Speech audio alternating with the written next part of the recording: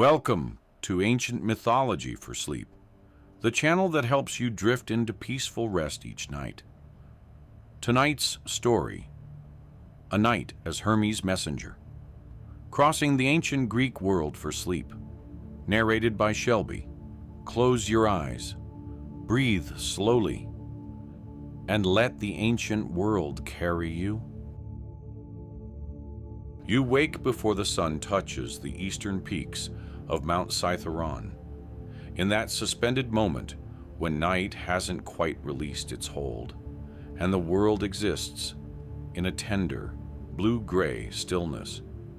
Your eyes open to the sound of a single nightingale, the last stubborn singer before dawn, and you remain motionless for a long moment, letting your breath settle into the rhythm of the waking world. The chamber where you sleep is small, austere, purposeful. Stone walls curve around you, fitted so precisely that no mortar was needed. A single oil lamp still gutters on a wooden shelf carved into the rock. Its flame no more than a ghost of itself now, having burned through the night. The air smells of that lamp oil, acrid, sharp, mingled with something sweeter, dried thyme, and bay leaves hung in bundles above your sleeping place, placed there by the priestess 3 moons ago. They are meant to invoke clarity, swiftness, the blessings of Hermes himself. You draw back the linen cloth that covers your thin pallet and sit upright, your bare feet finding the cool stone floor. The chill of it travels up through your soles, shocking you fully into wakefulness. This is how the day always begins, with that sharp awakening, that reminder that you exist at the boundary between sleep and purpose. Outside your chamber, the sanctuary is just beginning to stir. You move through the narrow passage toward the courtyard, your footsteps echoing softly against the stone. The darkness is thinning now. You can make out the shape of things, a drinking vessel left on a ledge, the rough texture of a pillar, the doorway ahead that opens onto the outer world. And as you listen, the story wraps gently around you, like that linen cloth drawn softly over sleeping shoulders. The courtyard greets you with the first real evidence of dawn breaking. The sky has shifted from indigo to a pale, luminous gray blue. The stars are fading. You watch them actually diminish, like a slow exhalation. The air is cool against your skin, carrying the scent of the olive groves that surround this sanctuary. And beneath that, the mineral smell of the earth itself, still damp from yesterday's sparse sprinkling. You stand for a moment at the courtyard's edge, watching the light arrive. This is your threshold time, the space between night's endings and day's demands. Around you, the sanctuary begins its slow animation. You hear the creak of a wooden door somewhere deeper in the complex. Footsteps, slow, purposeful, of another servant. The first bird calls of the morning, not the melancholy of the nightingale, but bright, insistent chirping from the sparrows that nest in the sanctuary's eaves. You move toward the small pool at the courtyard's center. The water is still, perfectly still, and its surface catches the growing light. You kneel beside it, and the stone beneath your knees is warmer than you expected. It has retained the heat of yesterday's sun, even through the cool night. You dip your hands into the water. It is cold enough to make you catch your breath, mineral tasting on the small amount that clings to your lips. You splash it over your face, your neck, feeling the shock of wakefulness travel down your spine. This pool is consecrated to Hermes, Each morning, it must be tended before anything else. You have performed this ritual every morning for 3 years now, ever since you were chosen for this role. Messenger's attendant, keeper of the swift god's sanctuary, the water. They told you during your first training, must always be clear, always be fresh. Hermes moves quickly through the world. His waters cannot stagnate. You feel yourself becoming heavier, your breath slowing, your body settling deeper into stillness with every word. You have finished washing when you hear the bell. A small, clear bronze bell, rung from somewhere deeper in the sanctuary. The sound carries across the courtyard, and you know what it means. The morning gathering is about to begin. You rise, your knees making a small sound as they straighten and you move back toward the inner chambers. The corridor that leads to the central shrine is narrow enough that your shoulders nearly brush both sides. The stone here is different, older, perhaps, or at least worn smooth by centuries of feet moving through this passage. You run your palm along one wall as you walk, feeling the almost liquid smoothness of it. Your fingers detect small imperfections, tiny ridges and dips. And you find yourself thinking of water wearing stone away, how something swift and constant can reshape the hardest things. The shrine opens before you like a flower. The central chamber is circular, its high stone ceiling lost in shadow, even now as the dawnlight filters in through a single opening at its peak. The light comes down in a pale beam, and dust motes drift slowly through it, thousands of them, moving so lazily they seem to be suspended rather than falling. The statue of Hermes stands at the chamber's heart. He is rendered in the hold style, before the artists began making the gods too beautiful, too inhuman. This Hermes has something almost rough about him. His wings, the small, curled wings on his heels, are rendered in simple, bold lines. He holds his caduceus, the herald's staff, and his expression is one of perpetual attention, as if he has just arrived from somewhere distant and is about to depart for somewhere equally far. Let your mind drift, carried gently, on the warm current of this ancient place. Around you, the other servants and priestesses gather. There are 7 of you, including the high priestess Callista, who is old enough that her hair has turned entirely white. She moves slowly, but with purpose, and everyone yields before her passage. She approaches the altar, a simple stone platform in front of Hermes' statue, and gestures for you all to take your places. The morning ritual does not involve many words. This is something you appreciate about serving Hermes. God of swift passage and constant motion, the prayers are brief. The priestess lights the morning incense, frankincense, which fills the air with its sweet, sharp smoke. You watch the smoke rise, coil, and dissipate. Some say that prayers travel on incense smoke. Some say that the gods inhale it as they listen. Whatever the truth, the ritual has the weight of repetition and necessity behind it. You kneel with the others. The stone floor is cool here too, but less so than in the courtyard. It has been warmed by bodies, by the hundreds of mornings that have unfolded here. Your knees settle into the slight groove, worn into the stone by years of other knees, in this exact position. The groove fits you perfectly. You wonder if this is what it means to be part of something sacred, to wear a groove into stone with your own body, to become part of the rhythm that is larger than yourself. The priestess chants the traditional invocation. Her voice is thin with age, but steady. Swift-footed Hermes, herald of the gods, guide of souls, protect us in our passing. Bless us in our messages. Grant us safe passage through this day and all days. Around you. The other servants breathe with the words. You breathe with them. The incense smoke makes your eyes water slightly.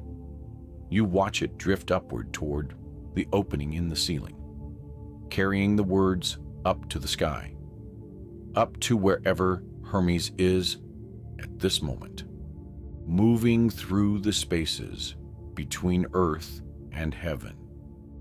The warmth surrounds you, ancient and unhurried, as steady as stone worn smooth by 1,000 passing years.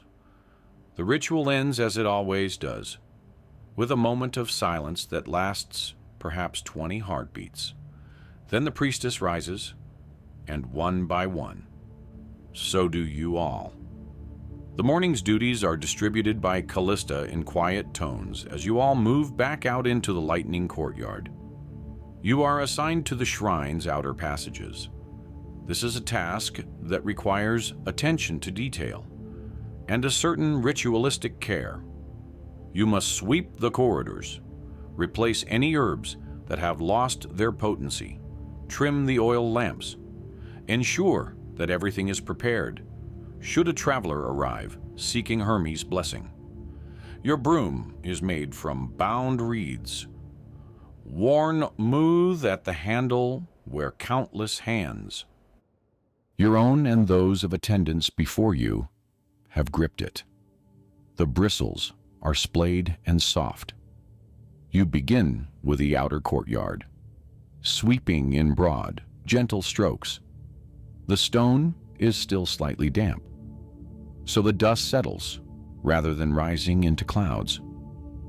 You work slowly, methodically, feeling the repetitive motions settle into your body. As you work, the light continues its slow arrival.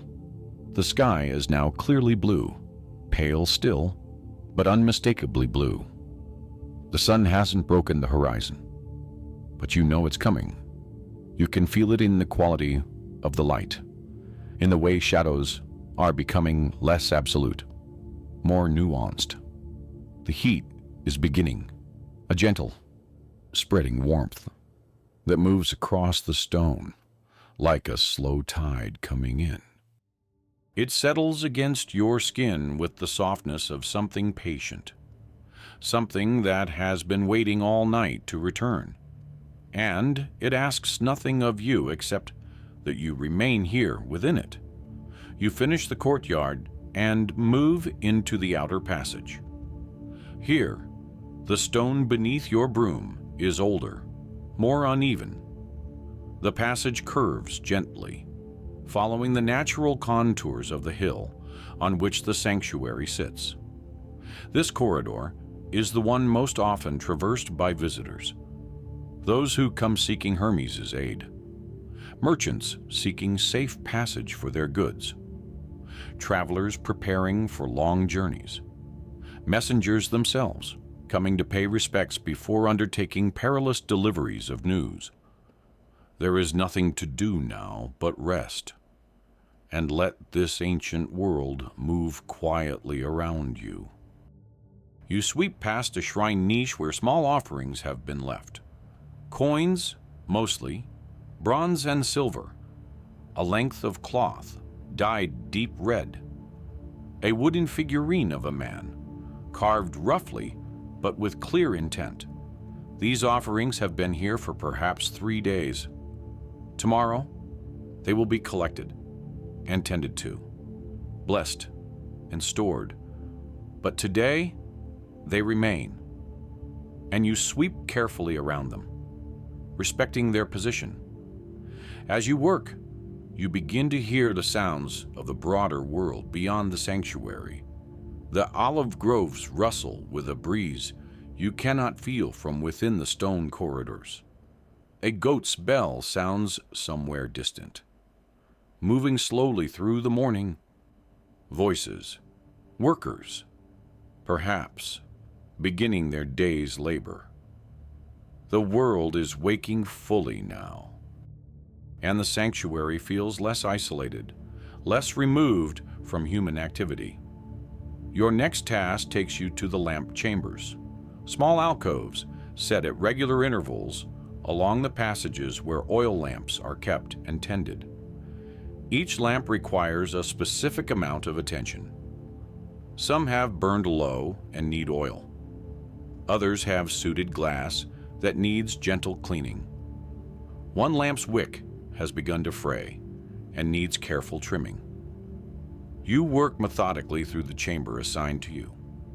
The oil you use smells faintly of sesame and herbs. It is warm between your fingers as you pour it carefully into the lamp's reservoirs. A gentle, enveloping warmth, like holding something that has been resting in afternoon sun. It spreads from your fingertips into your palms, up through your wrists, settling into your hands with a heaviness that is not unpleasant, only deeply, quietly still. The light inside these chambers is still gentle, filtered as it is through the stone, but you can see clearly enough to work well. Your hands know this task intimately. You've done it hundreds of times, perhaps 1,000 times. The movements are automatic, which means your mind is free to wander. And as you listen, the ancient world holds you softly, asking nothing in return.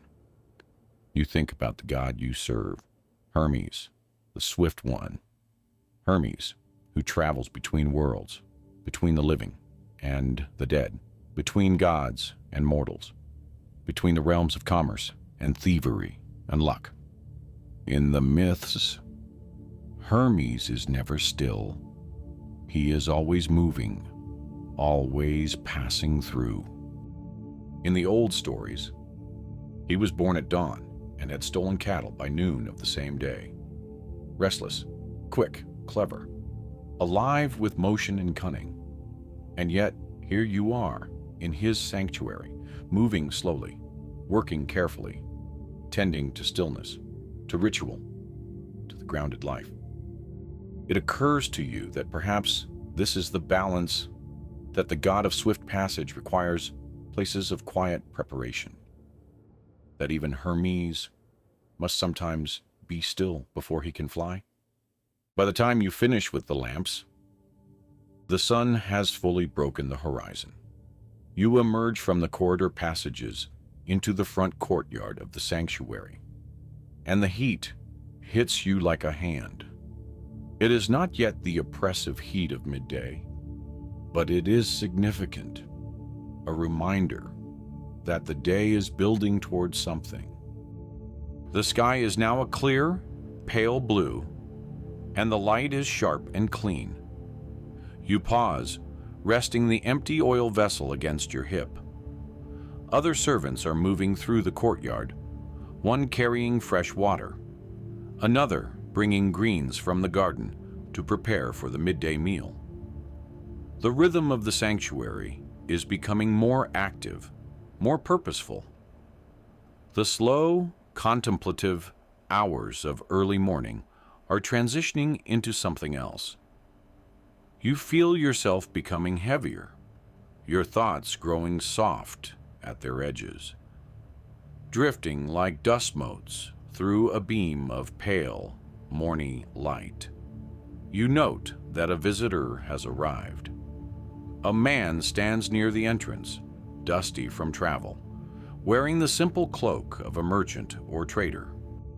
He has left his pack near the gate and stands looking toward the shrine entrance, clearly seeking guidance.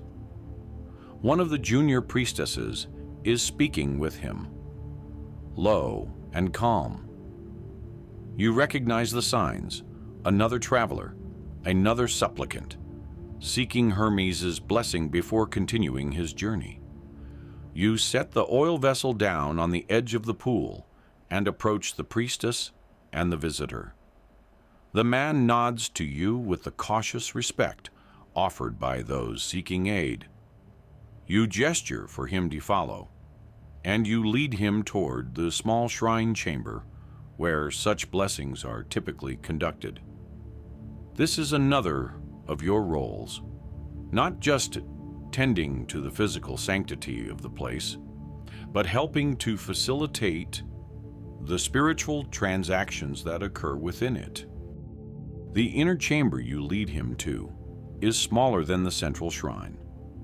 3 walls are stone, close and intimate. The 4th wall opens onto an interior garden, a small, carefully maintained space with herbs and flowers arranged in patterns that honor Hermes' associations.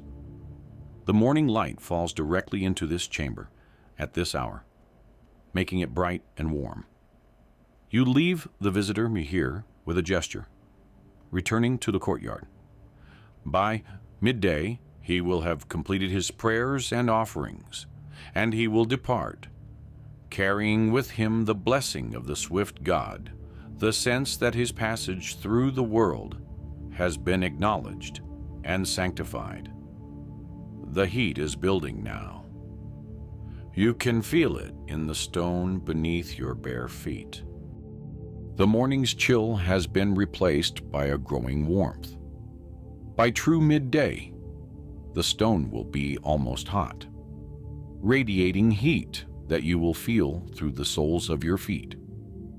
The sun is climbing higher, and the shadows in the courtyard are shrinking, becoming sharper, more defined. Let your mind drift into the warmth, into the quiet, into the easy rhythm of tended and sacred things. You return to your duties.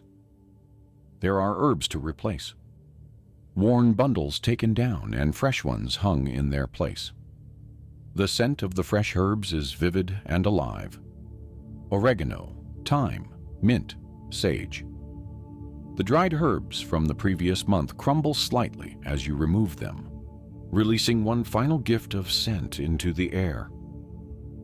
This is the work of tending, the work of maintaining the sacred space, and it grounds you in the physical reality of the sanctuary even as you remain aware of the God it serves. The morning passes into late morning. The sun climbs higher. The air grows warmer, thicker. The light becomes less gentle and more insistent. You move through the sanctuary spaces with the easy familiarity of long practice. And as you work, you become more and more aware of the quality of the light, the weight of the heat, the approaching threshold of midday.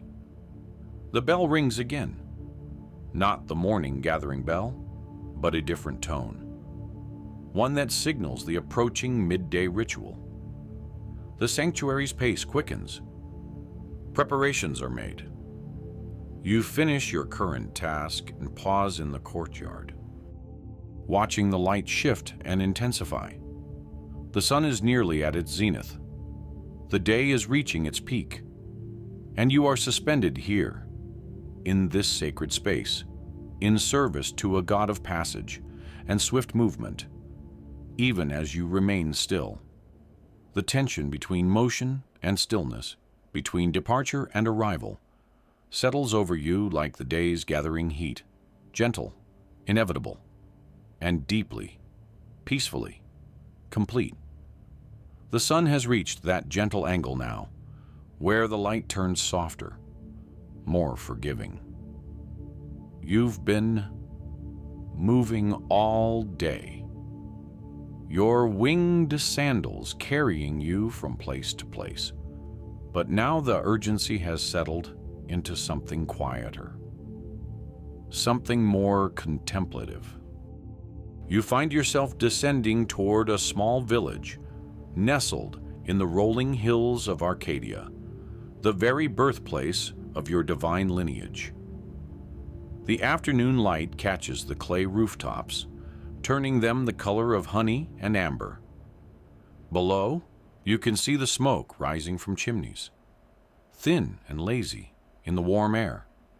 That warmth wraps itself around you like something living, like the slow exhale of the earth itself after a long and purposeful day. It presses gently against your skin, unhurried, generous, asking nothing of you in return.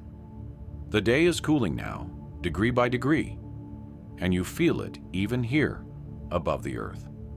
As you drift lower, your feet touching down on a dusty road that winds through olive groves, you notice how the quality of light has changed. It's no longer the bright, insistent light of midday. This is the light of reflection, of winding down.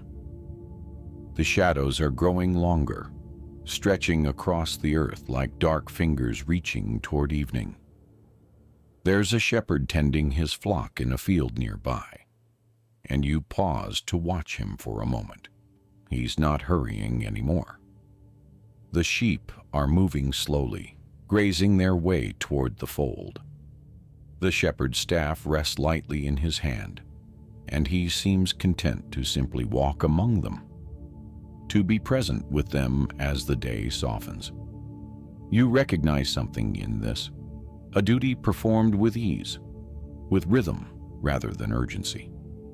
And as you listen to the soft sound of the flock moving through the grass, to the distant murmur of the village finding its evening pace, you feel something in yourself beginning to release. You decide to walk for a while instead of flying. Your divine feet carry you along the road, and with each step, you feel the day's accumulated energy beginning to disperse, like morning mist under the growing warmth of the sun. Your caduceus, that staff entwined with serpents, has grown lighter in your hands.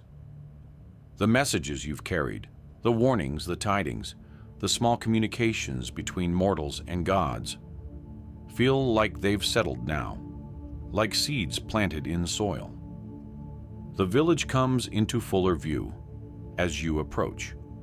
You can see women drawing water from the well, moving with that unhurried grace that comes at this hour.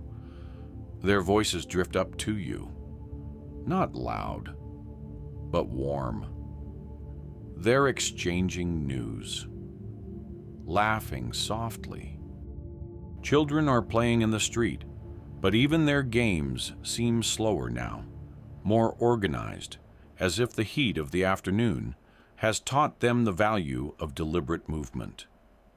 A merchant sits outside his shop, arranging his wares for the evening trade. He's not rushing. A few early customers browse, examining his oils and wines, but there's no pressure in it. The business of the day is already settling into its denouement. You can smell the earth and the herbs, thyme and oregano, growing wild on the hillsides, mixing with the scent of baked bread from somewhere deeper in the village. That scent reaches you on a slow current of air, yeasty and warm and deeply familiar. The smell of nourishment prepared with care and patience. You decide to rest for a moment on a low stone wall that marks the boundary of an olive grove. The olives hang heavy on their branches, waiting for harvest. The trees are ancient, gnarled, and patient. They've been waiting all summer for this moment, and now it's coming. And there's no need to rush toward it. You sit, and your divine muscles settle into a state of ease that you rarely allow yourself to experience. You feel yourself becoming heavier, the stone wall solid and certain beneath you, the good weight of a well-lived day settling through your limbs. The light is definitely changing now. What was golden an hour ago is becoming amber, then orange. The sun hasn't touched the horizon yet, but you can feel its intention. The day is writing its closing passages, and there's a kind of gentleness in that knowledge. Even the wind has stilled. Or perhaps it's only that it's softened, become less insistent. Evening is arriving. The fires are being lit in the village now. You can see the first plume of smoke rise from a chimney, and then another, and another, as families gather indoors to prepare the evening meal. The light that remains is becoming increasingly precious, increasingly rare. Golden hour has passed into something that might be called the hour of embers, that brief, suspended time when day and night exist in perfect balance. You rise from the wall and continue walking, drawn toward the village square. A few oil lamps are already lit, though they're not strictly necessary yet. The sky still holds light, but the quality of that light has become something that requires assistance to extend it further. The stars are beginning to appear, just the brightest ones at first. Phosphoros and the evening markers that orient travelers and tellers of time. The scent of evening cooking fills the air now. It's different from the smell of cooking at midday. It's slower, savory, rich with olive oil and herbs that have been simmering for hours. Bread is being broken at tables. Wine is being poured. The day's work is being reflected upon and set aside. Let your mind drift, the way the last of the daylight drifts across the distant mountain peaks, touching only the highest places before releasing even those to the coming dark. You find yourself drawn toward the edge of the village, where it transitions back into the wild land beyond. Here, on a slight rise, you can see across the valley. The sun is perceptibly lower now, its light traveling at a more acute angle, catching only the highest points of the distant mountains. There's a small sanctuary here, little more than a shrine, and you approach it. It's one you've visited before, over the centuries. There's an offering left on the stone, a traveler's prayer, perhaps, or a thanks for safe passage. You touch it gently, blessing it in that quiet way of yours, and then you sit beneath a cypress tree that stands nearby. The world is becoming still. Around you, the village is settling into the rhythms of evening. The main bustle of the day has passed. What remains is the quieter business of family, of sustenance, of small comforts. Voices carry up from the homes, not loud but distinct in the cooling air. A child laughs, someone calls out a greeting. The sounds are spaced further apart now, less overlapping, more distinct. The sky above you is deepening from blue to a richer shade. The stars are more numerous now. Orion is becoming visible in the distance, that eternal hunter frozen in his sky path. The Pleiades shimmer like tears, like a school of fish suspended in the heavens. Mars hangs there, reddish and serene. The warmth surrounds you, not the warmth of the sun, which has now withdrawn its full attention from this side of the world, but a deeper warmth. The warmth of the earth releasing what it has gathered throughout the long day, offering it gently back into the cooling air around you. Your breathing has slowed to match the pace of the evening. There's no urgency anymore. The messages you carried today have all been delivered. The boundaries you've traversed are now at rest. You are, for this moment, not between places, but simply in a place, in this moment, in this cooling, darkening world. The wind has grown cool, but it's not unpleasant. It carries the scent of the earth as it releases the warmth it held all day. The cypress above you rustles softly, its needles whispering to one another in a language older than words.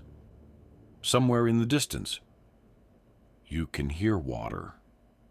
A stream, perhaps, or the distant murmur of the sea beyond the hills. The last light is leaving the sky now. It's not dark exactly, but the day has given way entirely to evening's domain. The stars are now the primary source of light, supplemented only by the warm glow of oil lamps from the village below. The oil lamps are becoming more necessary, more precious, with each passing moment.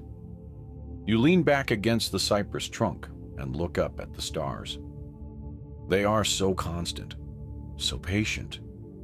They have watched over this land for eons, over mortals and gods, over kingdoms and the dust that once was kingdoms. They have seen you pass through countless times, and they will see you pass through countless times more. There is nothing to do now but rest. The active evening business of the village is winding down. Fires are settling into coals. Voices are becoming softer, more intimate. The world is moving towards sleep. Your eyes grow heavy as you watch the stars, as you feel the cool night air on your face and arms.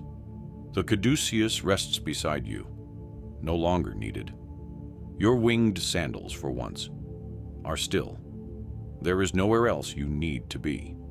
No message waiting to be carried. No boundary waiting to be crossed. Just you, the darkness, the stars, the ancient earth, the sound of the stream.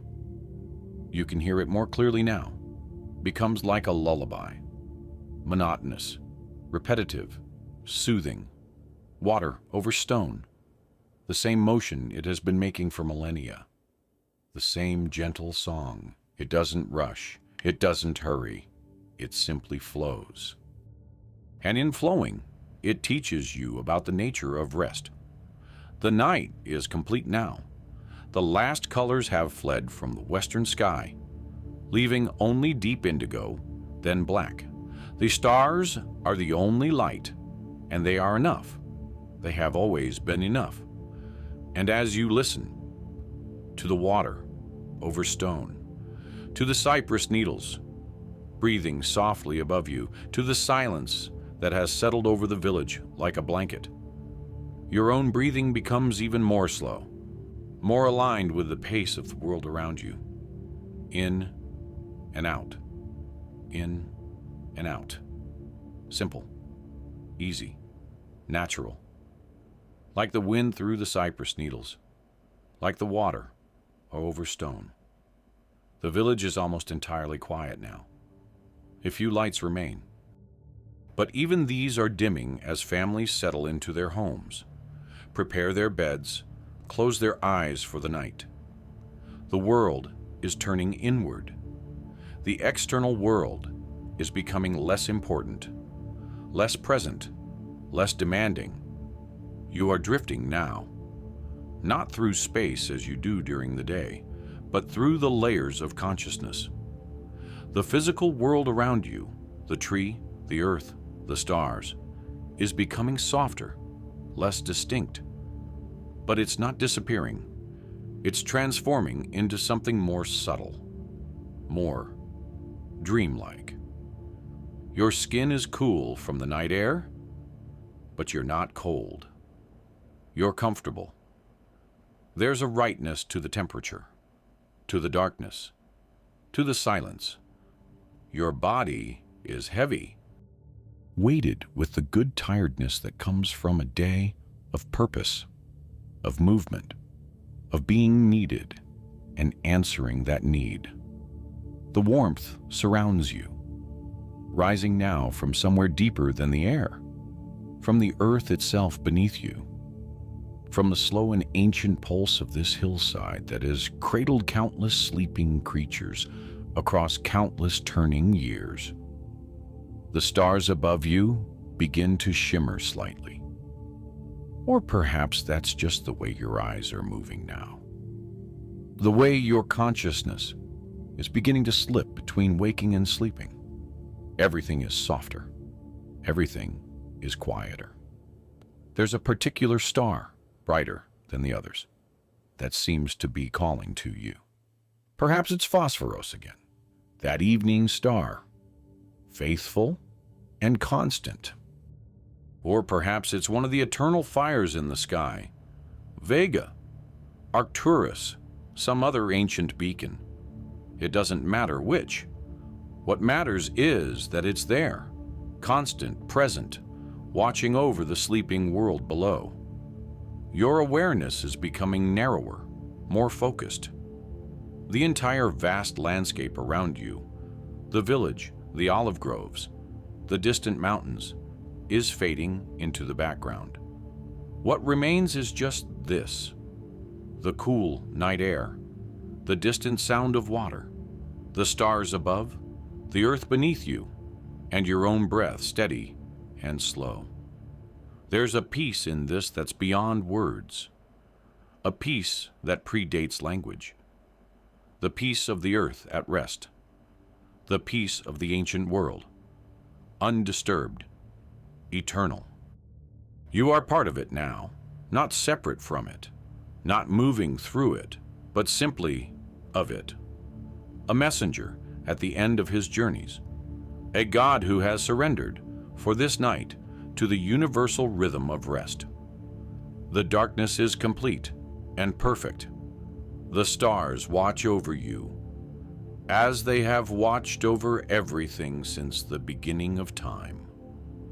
And you sleep, finally, peacefully, embraced by the ancient night and the endless stars.